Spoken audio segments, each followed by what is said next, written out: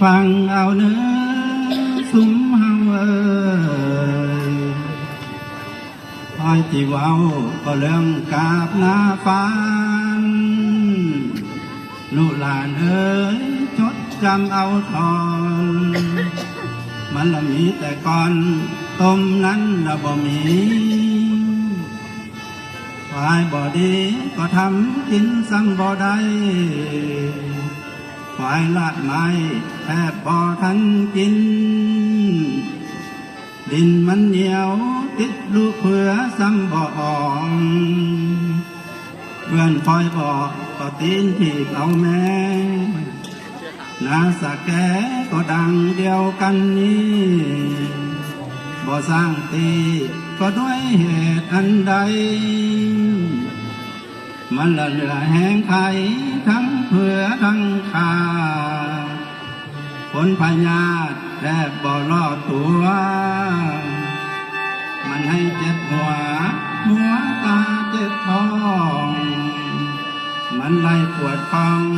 เจ็บหลังเจ็บแอวทมบ่แล้วดังถึงซ้ำแต่ก่อนแดดสมอนเจ็บหัวแม่มือสร้างแม่นลุงสนไกวลุงปูไว้ละแม่นที่ทำเนียมบันหลักยำโตไว้ก็ย่านเมียสัมพันดาโอฮ่ายอดลูกเพิ่นเนอถัดไปเนอซ้ำแม่นไอติดต้นเสียงซ้ำพลยอดตายแต่เมียเวียดที่เสียการงานซ้ำบ่เว้าลูกมือเศร้าถุงควายไปเสนาขวาควายหูนาไปตายแต่ทางซ้ายหรือว่าห้าอยู่หันกว่านั้นเราบ่ไปอดอดไห้ก็ทั้งตีทั้งฝ่าควายพุ่งจากโดดหามคันนาไห้ก็ขาเลยซ้ำอยู่หันขัดไปหันซ้ำแน่นพ่อที่หมุนสัตว์มีคุณเสนาจมคอยน้อยบ่ซาครับของน้ำฟางเจ้าครับนี่คือตัวอย่างลำเรื่องนะน้ำฟางนะมีแท้นะแล้วเพื่อนก็บรรยายให้ฟังว่า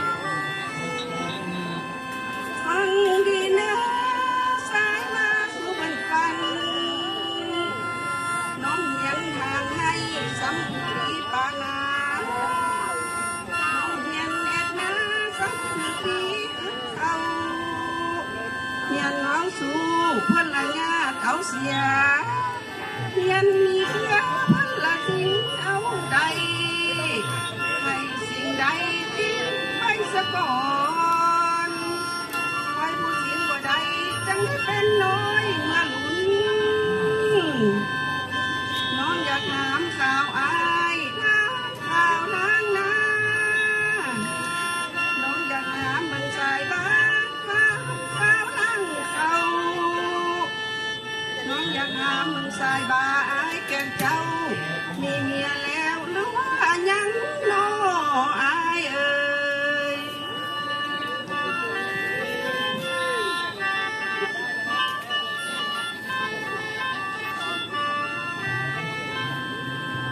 ฟัง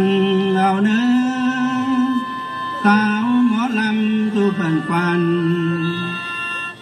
คอยนี่นาสายบาคอยนี่นาคอยผู้บริสุทธิ์สุดเสียงคือดังเสียงซึกใหม่เพียงลอยซอยก็คือไข่พาขายตั้งแต่เกิดเป็นสายบ่เคยได้นอนมุ้งห้องยังบ่เคยได้ต้องขาตุนยิงใด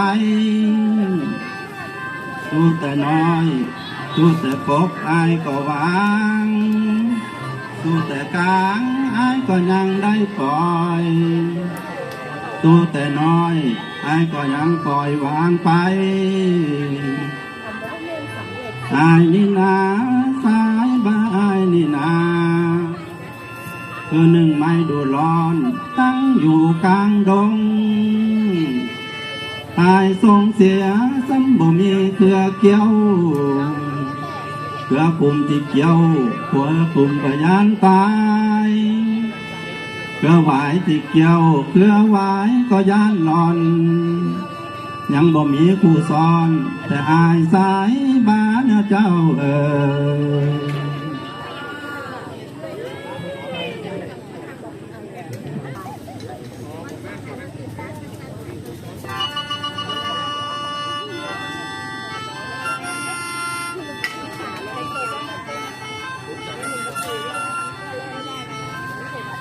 ฟังเอาเนื้อซึมเอาคอยที่เว้าของเก่าโบราณตามอาจารย์โบราณเพิ่นเว้าบ่มีหังมาตอนมีคำสอนมาฟังญาติพี่น้องเจริญเรือนก่อนแต่หลังจังได้อมเอาแก้วองค์พุทโธสุดยอดทอดมาฝากแม่ป้าจำไว้อย่าลืมคุณพ่อแม่เลี้ยงให้ทูลใส่เด้งหัวอย่าได้มัวดูแขนให้เธอทูลย่องเอาลบอุตสาไว้สมใจเป็นเลี้ยงยาเกิดเป็นคนนำเพื่อนใดก็ดีแล้วเน่นบุญเนื้อทอดขุนเพิ่นเลี้ยงย้ำนอนแต่น้อยอ่อนตอนจะเหลือใหญ่แล้วบุญคุณนั้นก็อย่าลืมให้จดจำไว้ใส่ใจคิดทำอันใดผิดจากใครอันดีแล้วหีบทำมีเงินในหูใส่อย่าใส่จ่ายเกินตัวเงินเป็นมีดสองคมที่บาดมือคนใส่มองงูยังตายได้โดยงูเพราะประมาทมองเงินก็อาจเมียนตายได้ดังเดียวเป็นว่าไผตื่นเศร้าเนี่ยเราได้เอ็ดหลายไผตื่นสายพอทันเขาเนี่ยเราได้เอ็ดน้อยคือว่าอายุตัวยังน้อยบ่ทำงานคุ้มค่ายามแต่ไปเมื่อยล้าที่นอนให้เหนื่อยไปความเจริญในโลกนี้มันอยู่นำคนบ่พากันทำบ่ห่อนเจริญไปได้ที่ไปของคอยพาเทวดามาซอยตัวซอยตัวบ่ได้ที่แงนหน้าเป่าได้ท่านบ่เห็นก็บ่หูบ่ดูก็บ่เห็นบ่ท่องก็บ่จำบ่ทำก็บ่เป็นสิบเพิ่นเว้าบ่มีเท่าเฮาเห็นมัวแต่นอนในห้องโลกเจริญบ่มีหูเด้อพี่น้องครับนี่คือคำสอนมีแต่โบราณกันแล้วนะพุทธเจ้าแต่ก็หมอพรแดงแล้วก็เป็นหมอลำแดงนะครับก็จีอวยพรเธอสุขคนนะที่ได้มาฟังที่นี่แล้วมีความสุขความเจริญความลำอวยพรเป็นอย่างขอเชิญรับชมรับฟังได้เลยครับ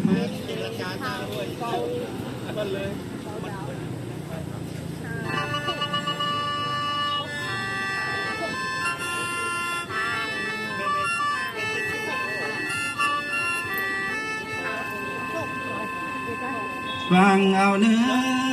ซุ้มเฮาเลิกก่อนแล้วสิลาไปซ้ำเสียก่อนคอยสิหวนพออวยพรเธอลูกหลานเอ้ยขอ บุญช่วยคำพระมีสู้ซอยสุดเจ้าได้เนินขอบุญซอยคำน้ำซอยอยู่ก็ฟูเหมือนดังเหือเจ้าจีไปทางเตอพระเจ้าได้ขี่เหนือ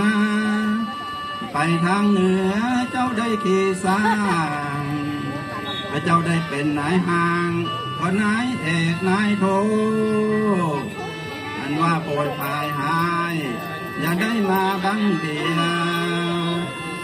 อันว่าพญาอายอย่าได้เบียดเบียนกายเงินทองนานาอย่าได้มีลำบากความยากหายอย่าได้มากายสายขาดตกบ้านเจ้าก็ได้เป็นน้ำบ่อคำก่อนที่สายขาต่ำเป็นน้ำบ่อแก้วอุ่นแดงเพื่อสู่เจ้าขาดแก้วก่อนที่จะเป็นหมาเนื้อสู่เจ้าครับนี่ก็เป็นลำสำหรับลำอวยพรเฮอพรผู้ฟังทั้งหลาย